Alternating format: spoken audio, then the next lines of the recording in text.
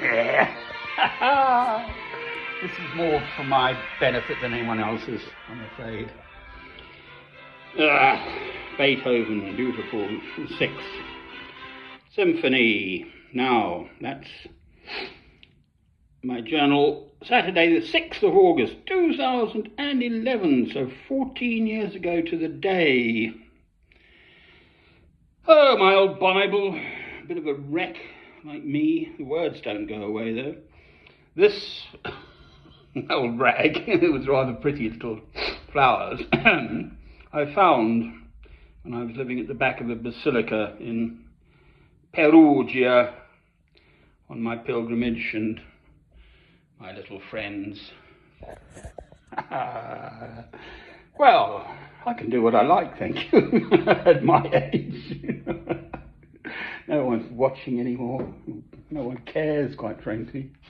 If I dropped dead now, no one would notice. Seriously, that is what I know. Oh dear. Apart from my little friends.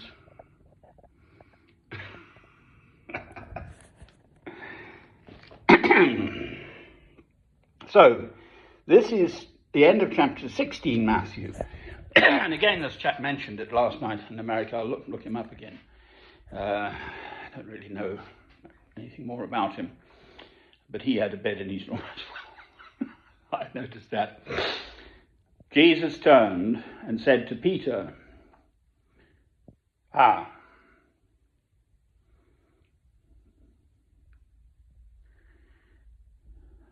Jesus predicts his death. Actually, I better read that whole thing in.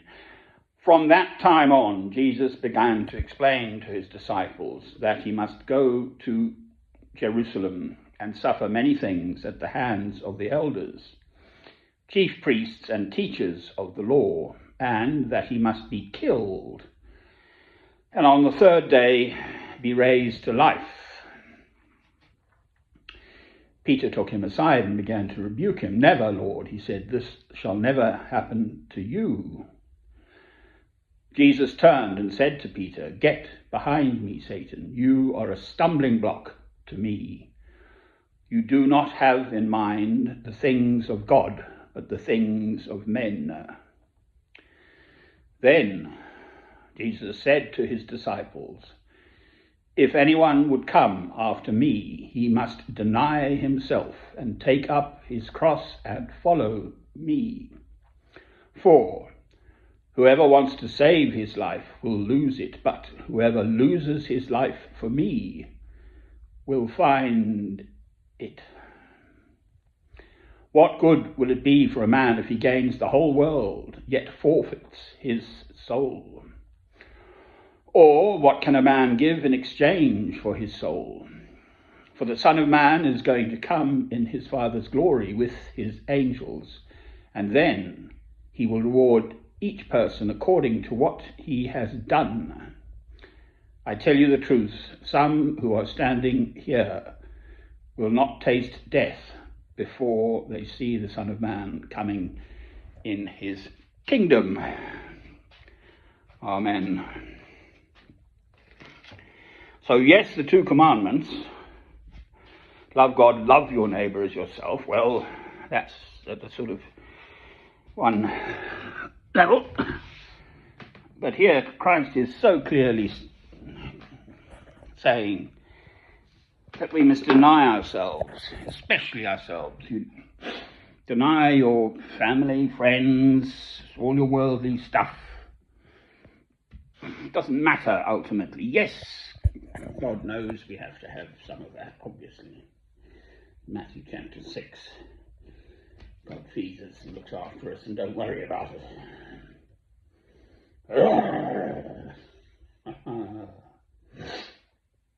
To the point of death.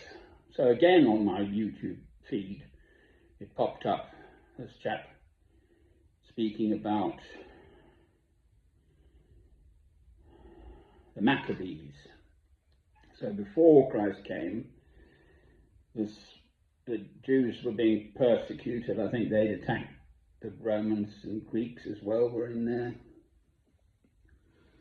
And so they were going to be persecuted and showing a lesson, and this lady with her 7 sons had to watch them being martyred in front of her, and herself too, I believe. But she wouldn't deny God, is the point. Well, that's at the extreme, but it's not, you see. It's going on now. This question, throughout the centuries, this question of a world leader, ruler, etc., saying, oi, I'm the boss, I'm the big cheese, pick up, this ring from my finger and give it back to me and say, I worship you, etc., etc. And they say, no, there is God, and we will not worship you. So that story. Well, by and large in the West now, actually I think Christians still get it in the neck. It's better to be a Muslim in England, certainly. You get more, they bend over backwards not to offend anymore. But there isn't, by and large, overt, legally sanctioned religious persecution anymore in the West, in England, Europe.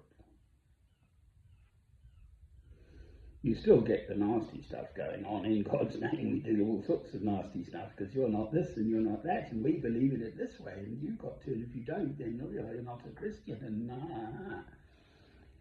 never mind all that.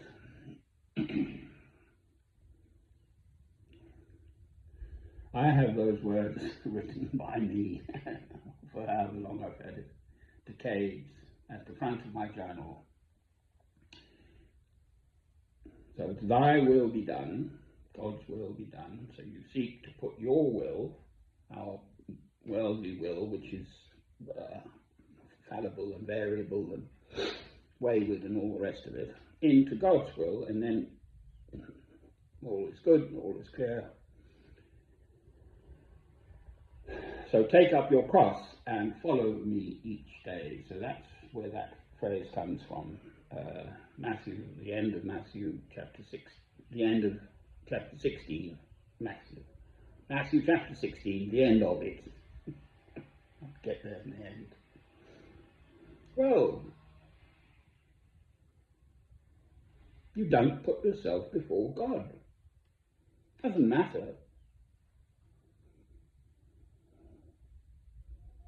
I don't know for sure, but I think this lady, Francesca Albanese, who has spoken so eloquently about the awfulness of genocide, crimes against humanity, ethnic cleansing now being perpetrated by God's chosen people, purportedly the Israelites, the Jews, the Hebrews, in the Holy Land, in the Gaza Strip. So Francesca Albanese, an internationally, legally trained in international law, I do hope she's a Christian. She certainly speaks beautifully, but she has a young family and is endangering her life and finances in America. They've been blocked, I believe, for speaking out. And that's the story. I mean, clearly Germany in the Second World War, they were ordinary people. I think they wanted to get back at the rest of the West for being defeated in the First World War and so on.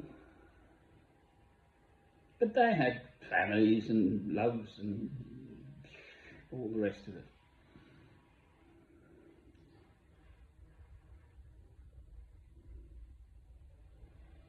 As far as I'm concerned, beautifully, blessedly, for whatever reason, I know principally the reason, as it happens, I have a broken marriage behind me. God gave us a beautiful son, Robert Francis. He was born on November the 12th, Thursday, November the 12th, 1992, full breech birth, so it was 2 weeks premature cesarean at Central Milton Keynes Hospital, and then the situation went on. My former wife had been sexually abused by her own father, but it was all my fault. Utter rubbish, nonsense, totally not true about the fact that it was all my fault, that the little English judge, His Honour Judge O'Connor, at 351 Silbury Boulevard in Milton Keynes, Central Milton Keynes, rolled over and let my former wife tickle his little tummy, and he came out against me, and then subsequently all the legal lot didn't even bother opening anything but the first page, which says, oh, he's a bad man. Right, so then my son committed suicide at the age of 18, just before 19, on August the 23rd, Tuesday, August the 23rd,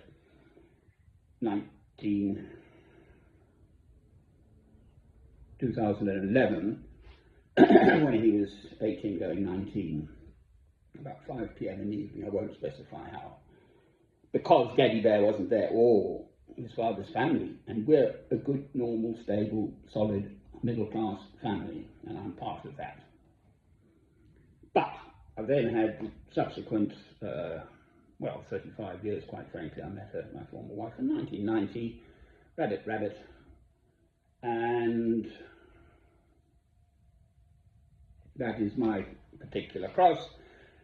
In my spirit, I have chosen to turn ever more fully to God. So I've had 35 years to contemplate my neighbour on those matters, personal suffering, etc. And I've said, well, how blessed I am, basically. As with my mother's reminding me that philosophers envy those who suffer. If you just sail along in your life, all's good, all's well, fine, everything works, etc. You won't live away. Well, if you've never had a challenge in your life, and a serious tragedy or obstacle to overcome, you don't know what you're made of.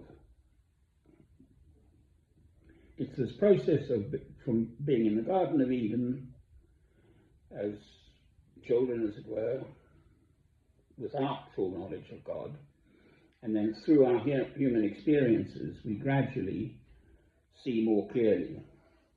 So that's Paul speaking in 1 Corinthians 13. We see through a glass darkly in our lives, but ultimately we will be united with God, with Christ, all his angels, and all the Christian souls through all of time since Christ came. Amen.